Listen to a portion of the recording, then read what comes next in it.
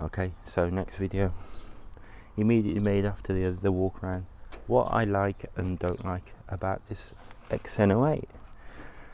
Right, we'll leave the seat up because we've done the walk around, so you can see us on now. So what do I like? I like the fact it's got the offset and the swing boom, and when these machines first came out and they didn't have that feature, I sort of hung back, but as soon as it came out with that, it raised my interest. I like, or one of the essential accessories is getting the quick hitch, or it really should be called a semi quick hitch. I might be doing a mod to that to make it even better, but it's better than bashing pins out every time. What I also like was the price accessories. For example, the ripping hook, I think they've retailed it for about 145, 150. Everybody else, if you go online and looking for a ripping hook, it's a job to get them for the small machines actually, but you're talking 250, 350 quid. And even the buckets are a reasonable price. So on to another couple of bits that I like. I like the cab. That's really, really good. Being able to have all full corners to grab onto to pull yourself is really handy. I was doing an area over the other side, take some stumps out. It's a bit of a slope, and sometimes the machine, you get on and off it and it is on the slope, and it is quite, you do need to use two hands to pull yourself back up onto the machine. So I like that. I like the way the canopy covers most of me and most of the controls. It's a bit of a blessing, especially the weather's hot at the moment. People think it's just for the wet weather, but actually it's just important in the hot weather to keep the sun off you.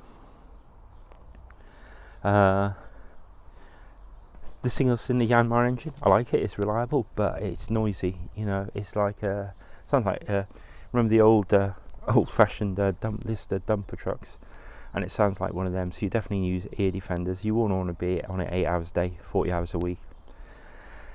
So, you know, I know why it's got that engine on. It's the price. What I do like, it's reasonably maintenance free. It's air cooled. There's no fluids to worry about apart from checking the oil. It starts every time. Seems to be right. Has plenty of power. And while we're on about that, yeah, the machine's got plenty of power. It's got this coupe copy of a Yanmar diesel engine. I think it's about 11 horsepower with a single pump on it, and yeah, the machine's got loads of power. It's got loads of power, plenty of digging power, enough digging power to get you into trouble and pull the machine over. Yeah, no problems with power at all, and the same power as in the motors on the tracks. Plenty of power to push the dozer blade. No problems whatsoever power wise. What I would say, the next to that being a single pump, is if you've got more than one function running, it robs the other function of power. But actually, after a while, with your muscle memory and after you use right, it's surprising how quick you learn to accommodate that. It's a bit like if you're going both forward and both tracks and stop one, the other one goes faster. I wouldn't say twice as fast, but it does go faster. But you learn to feather the controls. And I think I mentioned earlier, I've been driving machines since about 14 years old. So, and that's what I would say about this machine. It's like a 30 or 40-year-old technology. So, like the machines I was brought up on. Right, so I'll probably flip back and forth to a few things. Well, I was on about the cab. Well, let's go back on about the cab.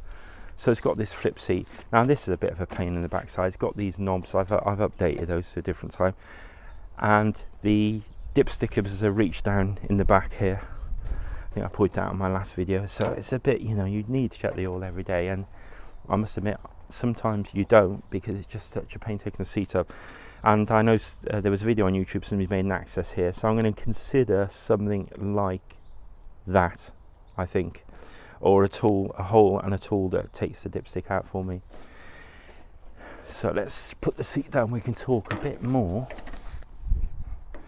I'm just flicking you've got to watch the throttle cable. If you don't hold it when you put it in, I might put a cable tie to guide it. It gets wrapped around everything. You can potentially put a kink in it. So the cab. Let's go around this way. Or the, should we call it a cab? Is that the right thing? Let's put these back up here. Got these foot pedals. That's just a dead one. The other one over there, we can just about see, is the one that controls the auxiliary flow on the end of the boom. This will make you laugh. I'm going to get up. Right. So we've got enough room to get our feet in across the pad, it here. But let's put the seat right back. Oh, careful, because I've not got those knobs down. Right, okay. If you see how close we are, wouldn't want the seat any further back from this anyway. You can get this with your foot on the pedal, but there's no way. Let's undo the lock. That might help us. Right, there is no way. I can push it one way, but there's no way I can rock my foot forward in that. So that's a definite mod. I'm gonna, especially when you use the grading bucket and tilt it at the same time as drawing the stick in. I think I'm going to do a mod with a lever. Okay, so you can see, not standard. These are really these pegs have been a quick fix, sort of to test really whether I want to make some decent foot plates for there.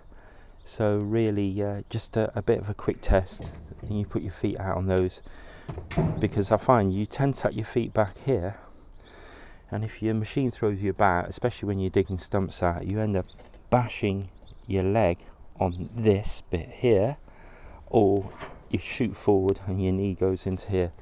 So these, you can either put your heels on it like that, or put your toes on it. So it's just a bit of a quick to prove that it actually works before I make something a little bit more aesthetic. But actually these work fine. So the controls are a nice distance from you. The controls are very proportional, so when you're grading that, it's not a problem. Good line of sight, because we've got this offset boom gauges. That's an extra gauge here for the I've got on for the oil temperature, because I'm monitoring that at the moment, a battery voltage, and just the hour meter. So yeah, a couple of things I don't like. I do like the external filler. A couple of things I don't like. I've caught these hoses a few times sticking out there, and I've tried to adjust them, but it's surprising how much movement they need. So a different plan for that in the future. Don't like, these are quite explosive, especially if you're carrying stumps and what have you, so they can get caught, as can this. You know, you're moving up to a skip and you just misjudge it a little bit. I've actually caught this a few times. You can see the paint's cracked a bit, but it's not too hard, and straightened it out. I'm just trying to think of some bits more bits I don't like, because I just seem to be telling you all about the positives. I think that is probably about it. Yeah, I think it is. I think we'll stop it there. If there's anything I can think of, we'll do that in another video.